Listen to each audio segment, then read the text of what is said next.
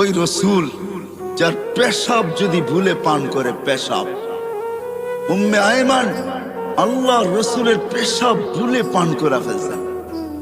আল্লাহ রসুল, বুখারীতে আছে, আল্লাহ রসুল পেশাব করছেন রাত্রে কোন পাত্রে। উম্মে আয়মান পিপাসিত ঘুমের থেকে উঠছেন রাত্রে, পিপাসায় উঠায় ফেলছে, দেখছে সামনে পেলা আছে। আল্লাহ রসুলের দাসী ছিল উম্মে আয়মান। পেলা সামনে রাখা, হাত দিয়া দেখে পানির মতো তরল, নাক নিয়া দেখে সুঘ্রাণ। মন মানতে ছিল না, পান করা পিপাসা মেটায় নিছে।